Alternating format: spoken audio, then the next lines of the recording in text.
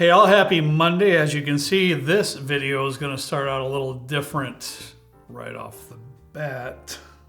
You know. Yeah. Somebody forgot their shirt. Look, I have a small with no arms on it. I cut the sleeves off. I can't remember what for. I think it was the armpit wax video or the live stream. Right. And I have that. So if you guys want, I can definitely wear that for the next couple weeks. I can make it a little crop top. You can see my belly button. No. But yeah, I didn't feel like going home to get my shirt because I forgot the right size. And I rolled out of bed not too long ago. So I doubt that. God. It looks good. I just peeked over at your hair too. So not only you got the hoodie on. Yeah, it's not. We're not starting the hair rocking and rolling there. Oh yeah, we're starting off good. It's just perfect. Well, we got a show for you today. Let's just say that we got a lot of personal opinions coming at you. I really thought Trent and I would actually be somewhat similar with the opinions of this show, but we are absolutely not necessarily. We're going to discuss with you what our 5 favorite distilleries are right now, not forever, but right now that we feel are producing some excellent whiskey at a decent price. I went a little bit of a different route. I don't have any legacy distilleries in my grouping. Well, Kurt took a lot of my distilleries, and I didn't want to have too many duplicates. So I was forced to go a little bit of a different route. I had probably 10 or 11 on my list. I come down here, and almost all of them got knocked off. So I was forced to go a little bit of a different direction, but that's all right. It'll be fine. Yeah, it'll be good, man. I want you to start out. Me? Yeah, absolutely. All right. Well, see what you got first. Whatever you got first is where I'm heading next. I don't know. I'm coming out swinging. I'm going with Jim Beam.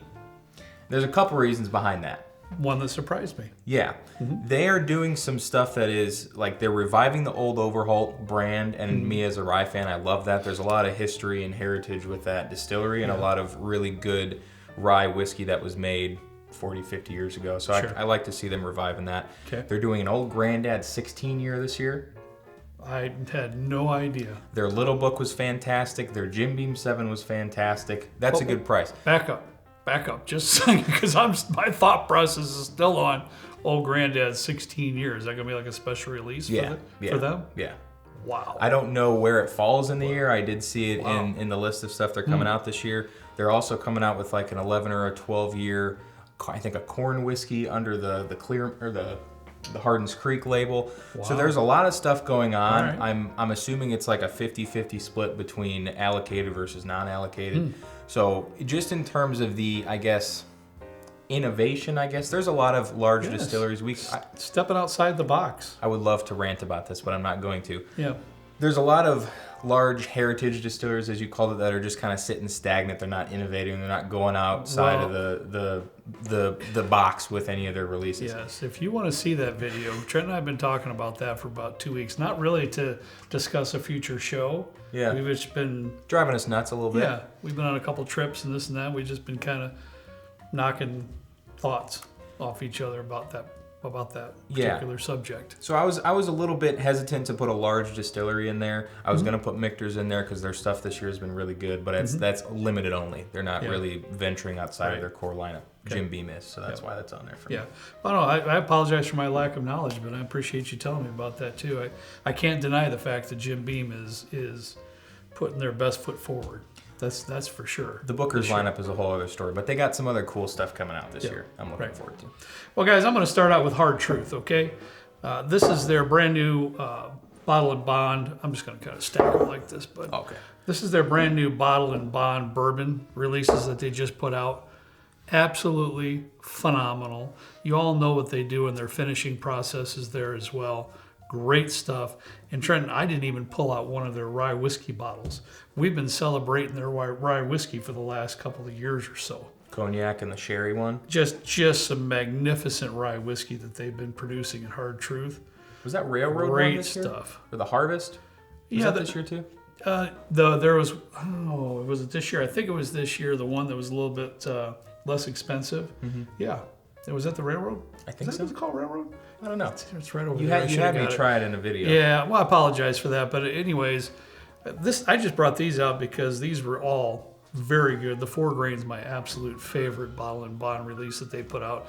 And I didn't even bring out any of the rye whiskeys, and they're all fantastic too. So I am all ears when anybody's talking about anything coming out of Hard Truth. Yeah, I completely agree. Also, another Indiana one, a little bit larger, is going to be Lux Row, Lux Co, MGP, whatever they go, Ross and Squibb, whatever they go by now. You had brought down a couple, like the 6 year, I think, was at the cast strength, and then there was this one, and they're coming out with, I think they came out with a rye, and there's a couple in the Rossville Union Rye. Yes. Don't get me wrong, MGP / Lux Row, whatever they're called now, is not really going outside of the box with different finishings and different expressions and blends and stuff. But from a large distillery that's this year putting their foot forward and saying, hey, we're going to put out some solid age-stated stuff at a good price. This was what, $50, $40, something like that. I got to give them props. Yeah, that was like, actually, Trenton, that was like...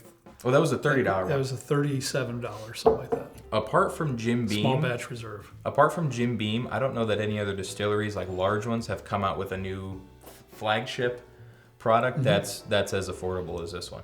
I got to give them mad props. I'm excited to see what they're coming out with also. And I've heard since Penelope kind of joined Lux Row, MGP, they also have some pretty interesting stuff coming out this year. I like what they do also. Great. So, all right, my next step, I'm going with JT Meleck. This is just their basic release. But is it Trim? Yeah. Okay. Yeah, I saw that number there, and I thought it might be one of their, might be a pick or some sort. This is just their basic release. It's 100% rice whiskey. Trent and I talk about it in extent. Figure out how do they get the flavors out of rice that goes into this bottle. I don't have the slightest clue. I really don't. This is their regular release. What is it, about 90 proof? 90, 94. 90, 94, something like that. We have a pick of this. We did a couple. We did 2. However, any pick. My very first introduction was my good friend Jonathan from Texas sent me a pick. I don't know where it was from. Some liquor store down there in Texas. I was like, Trent, you got to try this. I was very skeptical. It's amazing. So any pick that you can find of JT Meleck, fantastic. Regular release, fantastic. And they just sent you a higher proof version that we haven't really been able to tap into much at all yet. What is it, like a cast strength or something? I think it's right up there in the blue label. I think it's a light blue label. It's like 118 proof. I think it's full proof or high strength or something like that. I don't know. Something like that. And it's that's brand new. We haven't had a chance to dip into that. I'm sure it's great as well. Family owned and operated. Yep. Wonderful people doing wonderful things and harvesting crawfish on top of it all. Yeah, we didn't get to try any of the crawfish. No. We asked if they could do a crawfish pick, and they did not get back to me on that one. Yeah, great stuff. All right, what do you got? Well, I'll go that route. I'm gonna go a little bit off the rails here too with with a Scotch. My boy has grown up right in front of my eyes. Never in my life would I have thought that I would be putting a Scotch out here. Some of my favorite distilleries. And this is GlenAllachie, by the way. I should have prefaced with that. I don't know anything about it, so when it says Mpex Beverages for the U.S., I don't know what that means. But this is the 2009. This is the Sauternes Barrel, 13 year. Mpex is a independent bottler, so they sourced this particular GlenAllachie for that release. Well, whatever it is, it's delicious. I got the 2009, and I also bought the 2010 or a 2008, something like that. Very good, albeit a little bit pricey. But I have also been getting into the GlenAllachie 12. I got a 15 and an 18, I think. Yep. Do they do a cast strength too? I think you're right. They do. Sure, they do. A 10-year cast strength. Okay, I got 10-year cast strength too. Yep. Mm-hmm. I like it because it's non-peated, and as I'm getting into single malts a little bit, I love it. It's cherry bombs, fantastic stuff. Just about anything that you can find from GlenAllachie is top of the line. I can't remember if it was last year or the year before, but part of my top 5 Scotch of the year was the GlenAllachie 18 year. It was 2 years ago, yeah. Fabulous. Yeah, I think so. Good pick. All right, I got one for you too. Since you went Scotch, I got one Scotch bottle. This is something that's kind of brand new. Some of you folks might not have heard about it. Some of you may, because we mentioned something a different version of this particular distillery not that long ago. But this is the Isle of Raasay. It's a relatively new distillery on the Isle of Raasay. They're doing it the right way, non-chill filtered, no added color. The proof point's right around that perfect 92 proof. This is their regular release, which is peated, but if you do not like that, keep your eyes open for special releases because they are dynamite. 2 of the limited releases I have a Chinkapin cask. Is that the one that I liked a lot? Oh, yes, it was. That's the one we actually went over in a video not that long ago. Yeah. Chinkapin cask. And there's another one, too, that came. It was a process, but part of it was a 4 Roses cask of some sort. That's the one I got. Jay got me one. Right. I don't know which one it was. It's good, though. I do it like is. It is. It's wonderful. Do you have 2 left? You have 4 bottles over there. You're confusing me. Yeah, I do. It's all right. We'll figure it out. Next for me is going to be New Riff. Another rye, but they also, I think they just came out with, well, they do bourbons too. When I think of New Riff, for some reason, my mind goes straight to rye because they're all very good. Yep. They have like this little club, like an online whiskey club kind of a thing, and they do special releases through that. It's open to anybody. Their prices are really good.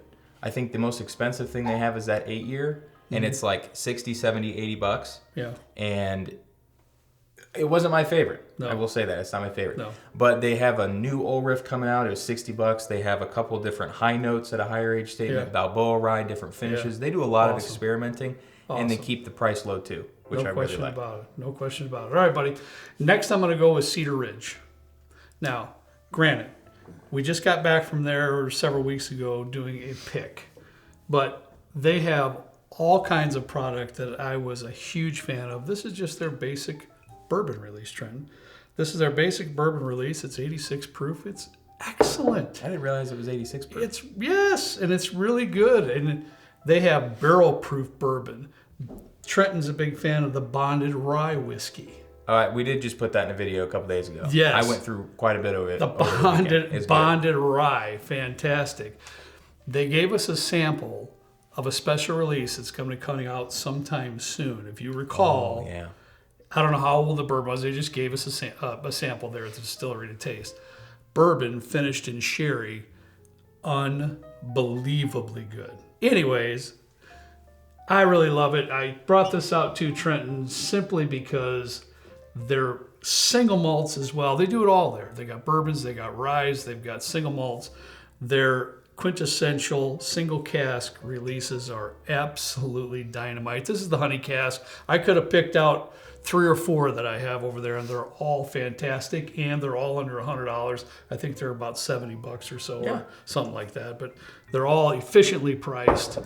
Cedar Ridge out of Iowa doing masterful things with whiskey. I also got a pear brandy finish from them. We almost did a pick of it. They were really big fans of the peated pear. I didn't really like the peated pear, so I got outvoted like 5-1 on that one. But I did get the peated one, and I got a Takagi one thanks to my good friend Rodney, and it's also pretty solid. Yeah. Last but not least for me, and this is also another surprising one. I don't know if you saw this coming or not. And if this was 2 or 3 years ago, if you told me this was going to be in here, I'd call you nuts. Still Austin. And we did it, and the only reason I say that is because Still Austin's out of Texas. And we did a video a couple years ago. I don't know if I was in it or if it was just you, but it was What's Up with Texas Whiskey. Yes. We were I think it might have just been you, trying to get a sense of if this is kind of standard throughout all of the different like balcones and the iron roots and like all these. Yeah, I only had a few of them, and it just didn't sit well with me. They weren't bad, they weren't good, but there had to be more. Yeah. Just had to be. Still Austin does a lot of different stuff with different like corns. They got a red corn, they got a blue corn, they do some ryes. They're a little bit all over the place. The oated bourbon, the cognac, rye cask, that kind of thing. Right. They also do specialty releases at the distillery. There's only been one Still Austin that I've purchased that I didn't really care for, and that was the cast strength rye. And I was surprised to say that because I do love a good cast strength rye. Their stuff is very affordable, very good, albeit I think some of this stuff is like anywhere from 2 to 4 years. So it's Texas. The climate's different. It ages different, like almost like 2x speed. Right. But I love Still Austin. I think Nancy Fraley is the one that's over there. I think she's doing the blending, does a fantastic job. Anything from Still Austin has a really solid chance of being incredible for a good price. It's been great. Yeah. Let's just face it. My last one, guys, is an American single malt. I'm going with Westward.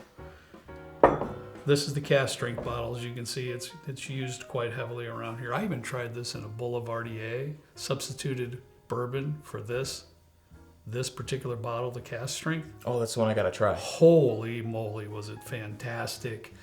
I love everything about this. I love everything about that distillery.